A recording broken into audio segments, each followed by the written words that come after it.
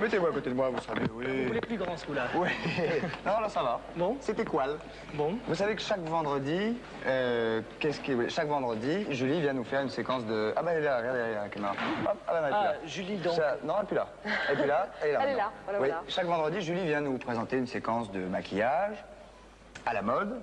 Oui. Pour nous montrer qu'est-ce qui est à la mode, Bon. ou éventuellement ce des qui est trucs. à la mode. Des trucs aussi de maquillage. Donc Julie, bonjour. Bien Bonjour, sûr, des Christophe, maquillages, bonjour, Daniel. maquillage à la mode. Bonjour, mademoiselle. Clarisse. Bonjour, Dani. Dany, tout le monde le connaît. Alors aujourd'hui sur Clarisse, on va essayer de mettre l'accent sur le maquillage des lèvres parce que on a des petits trucs pour éviter que le maquillage bave quand on boit un verre, Oui, quand on fume une Ce cigarette. qui est sale. Ou quand on embrasse. Voilà. Quand on embrasse, non? Quand on embrasse un garçon, là, c'est... Oui, c'est tout là, comme ça. Donc, on va éviter d'embrasser les garçons quand on a les lèvres peintes. Et surtout, on va voir que l'utilisation de crayon permet de corriger, par exemple, les petites imperfections, si on a des lèvres un peu minces ou un peu larges. Le crayon permet beaucoup de choses. Et également l'application au pinceau du rouge à lèvres. Parce qu'en général, on s'en met un fatal avec le bâton lui-même, Ouais. alors qu'en fait, avec un pinceau, c'est beaucoup plus fin Bien et sûr. beaucoup plus esthétique. Absolument. Alors, on verra également tout à l'heure qu'on mettra une couche de poudre entre deux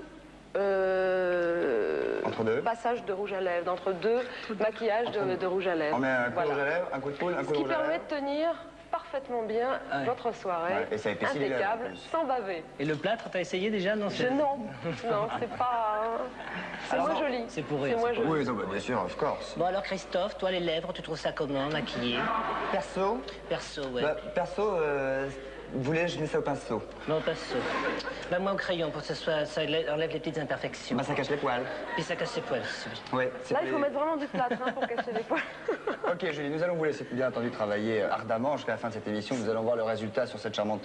comment on dit? C'est l'a dit Christophe Clarisse, elle s'appelle Clarisse. Clarisse. Moi, j'adorerais que les hommes se maquillent, je trouve ça, Oui. je trouve Oui. ça superbe. Oui, bien sûr. Chacun fait comme il veut. Hein. Oui, d'abord, vive la liberté. D'abord.